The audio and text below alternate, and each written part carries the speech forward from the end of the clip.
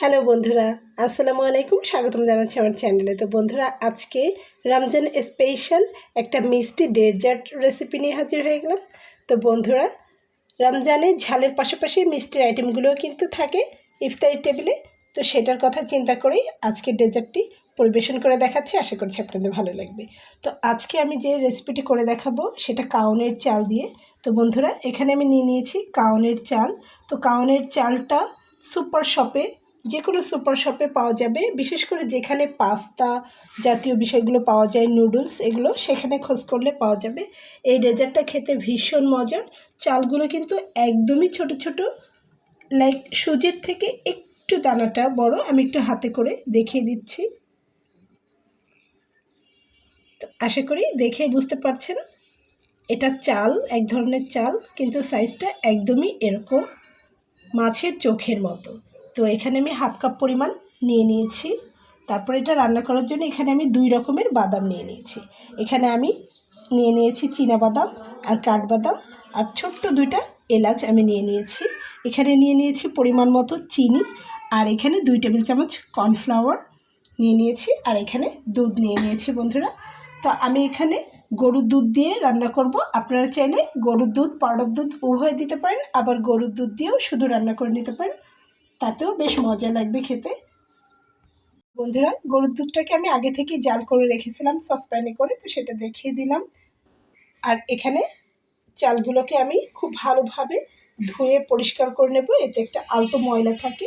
তারপরে 10 থেকে 15 মিনিটের মতো ভিজিয়ে রেখে নেব। আপনাদের হাতে সময় থাকলে আরও বেশি সময় ধরে ভিজিয়ে নিতে পারেন। এবং এই রান্নাটা আপনারা শক্ত করেও করে নিয়ে হালুয়ার মতো করে নিতে পারেন, আবার একদম পায়েসের মতো করে নিতে পারেন। আপনাদের যেমনটি পছন্দ ঠিক সেভাবেই করে নেবেন আশা করছি। তো চলুন আমি কিভাবে করে নিই দেখিয়ে দিচ্ছি বন্ধুরা।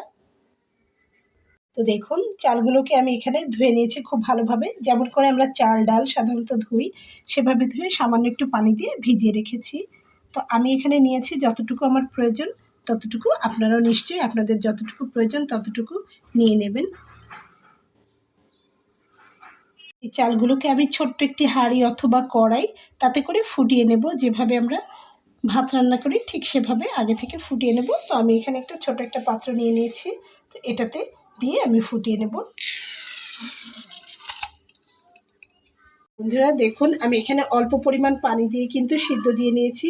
তো সিদ্ধকালীন সময় এর ভেতরে কিন্তু লবণ কিছুই দেওয়া যাবে না। শুধু আমি এখানে 2টা ছোট এলাচ এবং একটি তেজপাতা দিয়ে নেব। দেখুন, আমি এখানে একটি তেজপাতা দিয়ে নিলাম, আর দিয়ে নিচ্ছি 2টা ছোট এলাচ। এলাচ 2টাকে আমি ফাটিয়ে দিইনি, নর্মালি দিয়ে দিলাম। তারপরে আমি এখানে একটা ঢাকনা দিয়ে এটাকে ঢেকে সিদ্ধ হতে দিচ্ছি। তো বন্ধুরা দেখুন, আমার এটা কিন্তু খুব ভালো করে সিদ্ধ করে নেওয়া হয়ে গেছে। একদম ঝরঝরা করেই কিন্তু আমি নিয়ে নিয়েছি। হাত দিয়ে চেপে দেখলেই বুঝতে পারবেন সিদ্ধ হয়ে গেছে। এবং এখানে আমি তেজপাতা আর 2টা ছোট এলাচ দিয়ে সিদ্ধটা করে নিয়েছি। দারুণ একটা সুগন্ধ বেরিয়েছে। যারা আগে পরে কাউনের চাল দিয়ে রান্না করে খেয়েছেন তারা নিশ্চয়ই জানবেন কতটা মজার হয়ে থাকে। এটাকে ঠিক আমি আবারও ঢেকে রাখবো, আর দুধটাকে জাল করে নেব। দুধটাকে আমি আরও একটু জাল করে নিচ্ছি চুলাতে দিয়ে। দুধটা জাল হতে হতে আমি এখানে 2 টেবিল চামচ পরিমাণ কর্নফ্লাওয়ার নিয়ে নিয়েছি। তো সেটাকে একটু অল্প পরিমাণ পানি দিয়ে গুলে নেব।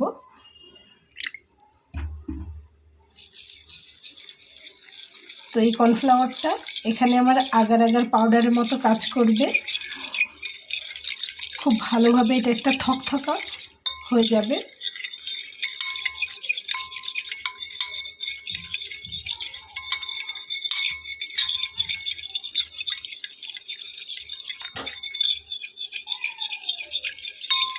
খুব ভালোভাবে আমার গুলে নেওয়া হয়ে গেছে।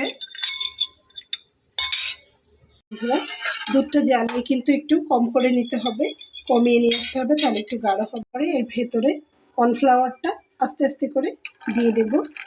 দিয়ে দ্রুত নেড়ে মিশিয়ে নিতে হবে, কোনো দলা পাকিয়ে না যায়।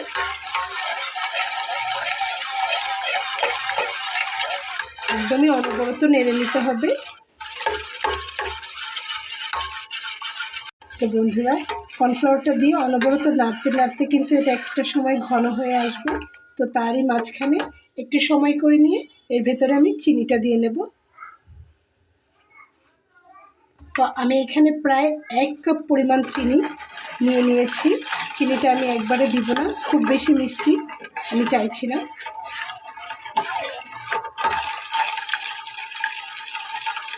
তো আস্তে আস্তে করে চিনিটা মিলিয়ে চেখে দেখব।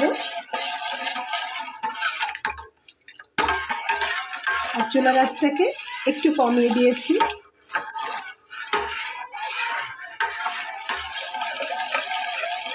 তো বন্ধুরা দেখুন, দুধটা কিন্তু অনেকটাই ঘন হয়ে এসছে। এই যে দেখে কিন্তু বোঝা যাচ্ছে। তো ঠিক এই পর্যায়ে এসে আমি আগে থেকে সিদ্ধ করে রাখা কাউনের চালটা দিয়ে দিচ্ছি। আর সঙ্গে আমি মশলাগুলোকেও দিয়ে নিয়েছি। খুব ভালো করে জাল করে তারপরে মশলাগুলোকে তুলে ফেলে দেব। তো খুব ভালোভাবে গরম গরম মিলিয়ে নিতে হবে।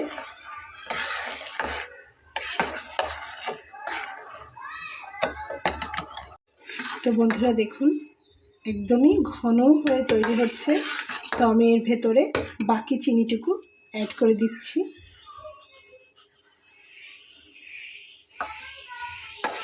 দিয়ে খুব ভালোভাবে মিলিয়ে নেব, কারণ আমার রান্না প্রায় কাছাকাছি। আর ভেতর থেকে রান্না করতে করতে মশলাটা তুলে ফেলেছি। এখানে আমি ইউজ করেছিলাম একটি তেজপাতা এবং 2টা ছোট এলাচ। তো সেটাকে আমি তুলে ফেলেছি, দেখিয়ে দিচ্ছি। মশলাটাকে তুলে ফেলতে হবে শেষের দিক থেকে। আমার রান্নাটা কিন্তু একদম কমপ্লিট হয়ে গেছে। তো এখন আমি চুলাটাকে বন্ধ করে দেব আর এটাকে গরম গরম নামিয়ে নিচ্ছি।